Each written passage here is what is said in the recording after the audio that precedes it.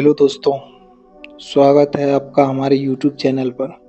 Video में आगे बढ़ने से पहले चैनल को सब्सक्राइब कर लें। आज की हमारी कहानी का नाम है काली डायन। तो चलिए कहानी शुरू करते हैं। यह एक डायन की है कहानी। काली डायन इस कहानी का नाम है। हे दोस्तों, मैंने यह कहानी बनाकर नहीं लिखी। यह कहानी एक सचमुच की घटना है जो कि मैंने अपनी दादी से सुनी है और बहुत पुरानी है। कुछ लोगों का मानना है कि भूतों का कोई अस्तित्व नहीं होता। आप लोग जानते हैं भगवान का अस्तित्व होता है, तो भूतों का क्यों नहीं। सभी ने रामायण और महाभारत जैसे ग्रंथों में पढ़ा या किसी से सुना होगा कि भगवान इस धरती पर थे, तब भी भूत पिशाच बहुत हुआ करते थे। भगवान निराकार हैं। निराकार का अर्थ होता है जिसका कोई आकार नहीं होता। जो लोग जिस रूप में भगवान को पूजते हैं, भगवान उसी रूप में उसे दिखाई देते हैं। तो प्रेम से बोलिए भक्त और भगवान की जय। और समय व्यर्थ न करते हुए मैं आपको अपनी कहानी की ओर ले चलता हूँ। बहुत पुरानी बात है, जब पानी के ज़्यादा साधन नहीं हुआ करते थे। लोग कुएं, बावड़ी, तालाब आदि से पानी पिया करते थे। तो यह कहानी भी एक तालाब की है जो कि उस काली डायन के जादू से अमृत से जहर बन गया। यह डायन कैसे बनी, कैसे इस तालाब का पानी विष बन गया, मैं यह कहानी आपको बताता हूँ। एक गांव में एक औरत ने कोई बच्चा नहीं था। वह औरत गांव के मुखिया की पत्नी थी। उसके शादी को काफी समय हो गया था। सब लोगों उसे बांझ कहा करते थे। सारे गांव वाले उसका मुंह भी नहीं देखना चाहते थे। कहते थे कि इसका मुंह देख लिया तो पूरा दिन बेकार चला जाएगा। पर मुखिया की पत्नी थी, इसलिए लोग थोड़ी बहुत बातचीत कर लिया करते थे। एक दिन गांव में एक फकीरा बाबा भिक्षा मांगते हुए आ पहुंचा। तो वह बातों ही बातों में उसका हाथ देखने लगा और कहता है, आपको बच्ची नहीं है ना। वह बोली, आपको कैसे पता चला। वह बोला, हम हस्तरेखा में निपुण हैं और हाथ देखकर यह बता सकते हैं कि क्या होने वाला है, क्या होगा। वह बोली, अच्छा तो यह बताओ कि मेरे बच्चे कब होंगे।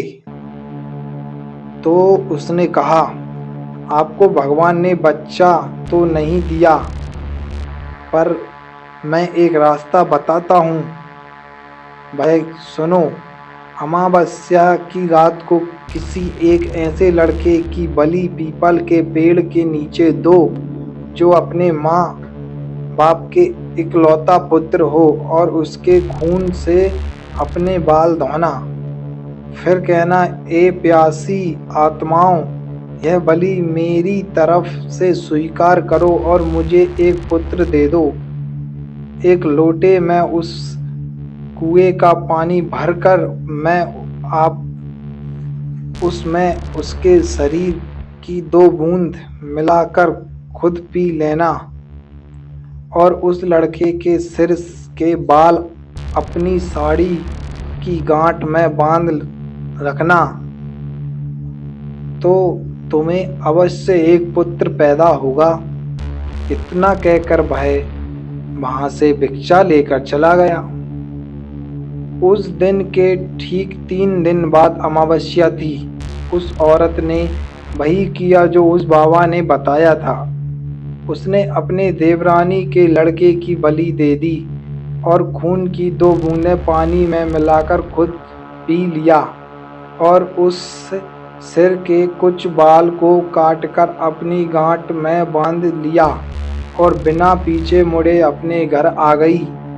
सुबह गांव वालों को पता चला कि मुखिए के भाई के बेटे को किसी ने मार के वहां फेंक रखा है। जब यह बात मुखिए और उसके भाई ने सुनी तो वह नंगे पैर दौड़ पड़े।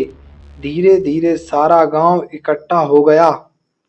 उस लड़के की मां का रो रो बुरा हाल हो गया। तब किसी व्यक्ति ने हिम्मत जुटाकर उस सिर को धड़ से जोड़ा और उसे नदी में बहाने की सलाह दी। वैसा ही किया। लोगों ने उस लाश को पानी में बहा दिया।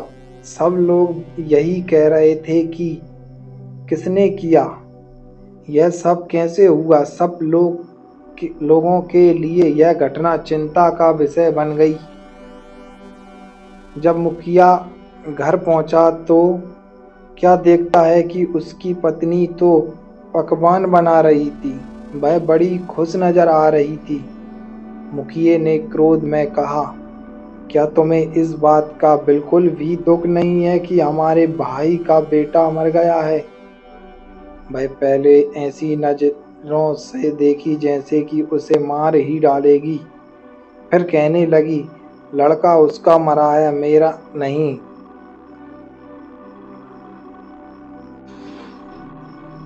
मैं क्यों शोक मनाऊं। और हंसने लगी और कहने लगी, तुम पागल हो। तुम्हें तो खुश होना चाहिए कि अब तुम्हारे भी एक पुत्र आने वाला है और यह जानकर और खुशी होगी कि वह इस जायदाद का अकेला वारिस होगा।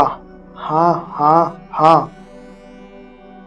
वह फिर ऐसे हंसी। यह देखकर मुखिया से रहा नहीं गया और उसने उसे जान से मारने के लिए तलवार उठाने लगा।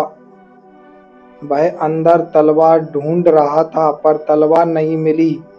जब वह पत्नी के बेद के पास पहुंचा तो क्या देखता है कि सारे कपड़े खून से लथपथ हैं और तलवार भी वहीं पड़ी है और उस पर खून लगा है।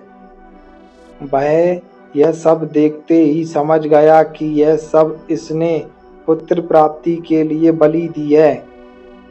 उसने उसे मारने का विचार बनाया कि अभी मैं इसको मार दूंगा तो सब लोग मुझे गलत समझेंगे, और वह वहां से चला गया।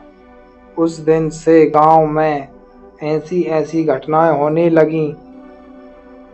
किसी की भैंस मर गई, किसी ने उसे मार डाला और उसके शरीर के अंग इधर उधर फैले पड़े जैसे कि किसी ने उसे नोच नोच कर खाया हो। तो किसी दिन किसी का कुत्ता, किसी का बछड़ा तो किसी की बकरी मर गई और इसी तरीके से वह मर रही थी। जिस तरीके भैंस को किसी ने मारा था, ऐसी घटना से सारा गांव परेशान था। किसी को यह समझ नहीं आ रहा था कि आखिर हो क्या रहा है। एक दिन की बात है, मुखिया रात को अपने गेट के पास सोया हुआ था। आधी रात के समय उसे गेट खुलने की आवाज आई। वह जाग गया। उसने देखा कि एक औरत बाल फिक्रे हुए आधी रात को बाहर चली जा रही है। देखने में तो ऐसा लग रहा था कि जैसे उसको कोई खींच कर ले जा रहा हो। भादों अगस्त की काली रात थी। चारों तरफ से आवाजें आ रही थी कि सियार तो कहीं कुत्ते भौंकते।